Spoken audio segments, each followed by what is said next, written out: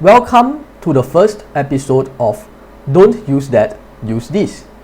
In this video, I will talk about tanks that people may think they are good, think they are overpowered at what they do, but in reality, they are quite bad. I will talk about why they are bad and also give alternative tanks. So, some of these tanks, maybe they are new, maybe people don't know them. Maybe people who think they are good, they just because everybody else is saying so. There may be a lack of experience with other tanks to compare against. So people have the wrong impression. Okay, so to illustrate the concept, I will use KV85 for this video. So by now, KV85, people should know that it has been nerfed to hell, because it was too overpowered initially with the high alpha gun, with the high mobility. So what happened after the nerf? Here I have the specs of the T150 loaded, and you can actually see that, right? In terms of mobility, right, we are talking about T150 here. T150 is a armor-based heavy tank, so it should be slow, right? And KV85 actually has a similar mobility. So I'll let that sink in for a while. KV85 has the same mobility as T150. Remember whatever you remember about the KV85 being a high-speed tank destroyer. No more. That dream is over. But at least, right, the 100mm gun has way improved gun handling characteristics, way improved accuracy, but the gun depression is now nerfed to 3 degrees. So even with the added accuracy, added DPM, right, it's still quite bad. The DPM is good for the tail, yeah, but you can't use it because of the gun depression. Okay, so what is a better alternative? Let's take a look at M6. Immediately you see that the accuracy part, right, KV85 loses out. Mobility, now M6 we know is actually mobile, and here you can see the difference. Maximum speed whatever, but this one is more important. Specific power, DPM roughly equivalent, way better gun handling, way better gun depression, and of course also armor. KV85, right, they did something to the armor, and now the armor is totally crap. So numbers don't tell anything, so let's maybe take a look at the model. So here you can see that KV85 has lost that strip of auto bounce, and now that area is now totally penetratable. Okay, this doesn't work. In comparison, M6, right, is a bigger target, but it has a lot of chance of bouncing. If you auto aim, right, you aim this area from the front. So this area is also good for the M6. I mean, if you meet at M6, you know that it's actually quite good. Yeah, let's take a look at maybe our dear friend here. The armor is practically none. Anything, you don't even need to use gold, just pan it. You can even pan it through the turret, because this series of turrets, right, they are easily pannable. Yeah. At least M6, right? M6 you can pan using 170mm, but you have a chance of bouncing, so it's not perfect. Yeah, so this game is all about probability, it's statistics. So armor protection wise, M6 is better. Okay, so summarize, M6 better speed, better accuracy, better gun handling, the depression is particularly useful, better armor. So actually, in fact, this has always been the case even since before the KV1S nerf. I'm an advocate of the M6, but now it's more clear cut that KV1S is, or should I say KV85 is bad. Yeah. Also one more thing, M6, right, that gun penetration, if you use the go round, right, it's the same go round as a T20, which is the go round that all the Japanese players are just spamming. So yeah, the go round that just spams everything. Okay, and also KV85, that gun depression, this actually happened during Clan Wars. Enemy team KV85, I am driving KV85. We were on a flat land, and we were close to each other. What happened? None of us could hit each other in the hull because we don't have the gun depression. Okay, so let's see, how does all these stats translate into real performance? So we shall look at how they fight in real life. Okay, maybe not in real life, in actual combat scenario. Or in-game, okay, in-game, fine. Okay, so here we have the KV-1S. I'm comparing against M6 because we are looking at a fast heavy. If you want a slow heavy, there's T150, there is the ARL. You can even use the top if you want, but between the fast heavy is just KV-85 and M6, or maybe I should say between what used to be a fast heavy. Okay, so on flat ground, KV-85 is rather okay, although it may seem to be having a little bit problem reaching the top speed of 34. Yeah, even on flat ground.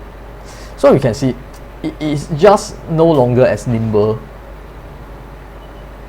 and once you climb a bit of hill, you slow down and you can see that the gun points up into the sky because the gun depression is totally horrible. This one will give a lot of problems in combat. And I see somebody and I shoot, and he shoots me using the 122. Maybe the 122 may be useful in this type of peekaboo scenarios, and the RT focus is real.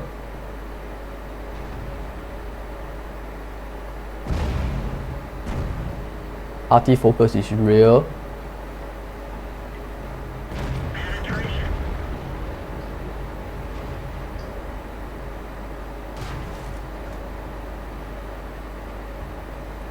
Okay, you see, I have problem like trying to aim down. That is the lowest I could aim. Even like that, I can't aim properly. You can see that. So I cannot just go in like this, which is what most people would do, which would keep me kind of safe from RT, but instead I'm forced to use the ground, and this is some awkward movements, which also exposes me to RT more.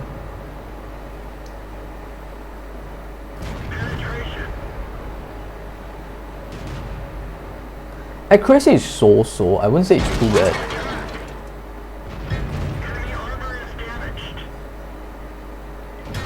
At least when it's like stationary, the accuracy is quite good. Yep, so gun depression, big issue. Okay, now I just played a few games in the M6 and pretty much they are all better than this. Yeah. Some tier 8 games, some tier 7. Basically, the gun depression of the M6 and the sheer accuracy, it just already makes it a lot better than this gun, than this KV-85. So maybe I'll use a replay that showcases accuracy and gun depression as well as speed, I guess. I checked the accuracy of KV-85 and M6.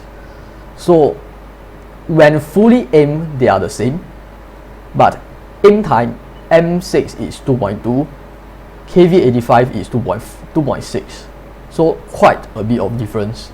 And also dispersion, M6 is 10% better. So small things like that add out a lot.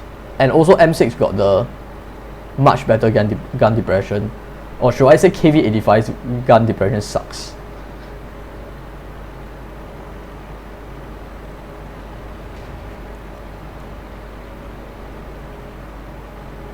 I got spotted, which kind of doesn't give me the element of surprise anymore, but it's okay. I can just auto aim. This guy pop up. I got enough gun depression to shoot him.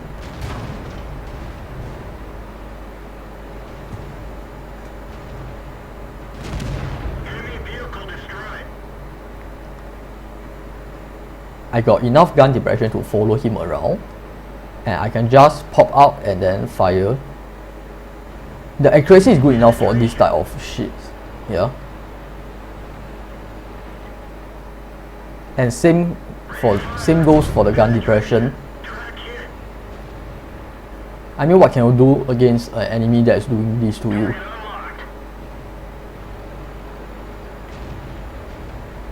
So as I wait for myself to disappear from their radar, I just auto aim and then move in and then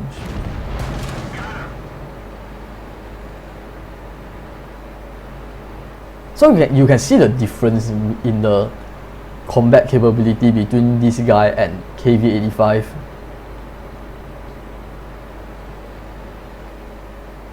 I mean, these are the enemies are all low tier, but you can see the time I need to aim and how easily this thing can aim compared to a KV-85. How quickly it can like aim in the target. In terms of the rate of fire, they are around the same. So KV-85 wins it by the alpha, that 10 extra damage. But really, is it worth it? Is that extra 10 damage worth it when in a clan war environment you only have like 870 HP, so each shot does a fuck ton anyway.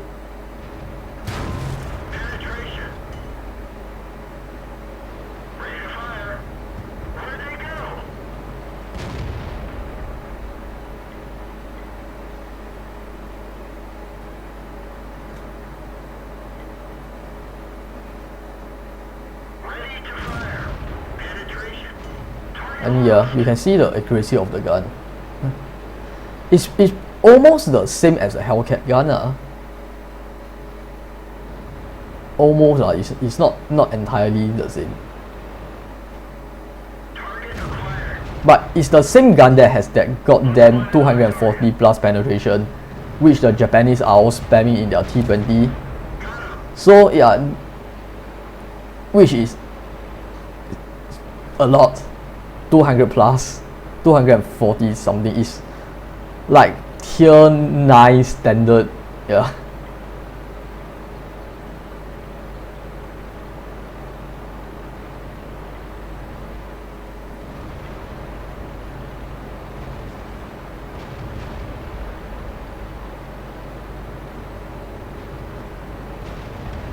And I got the speed advantage too compared to the KV.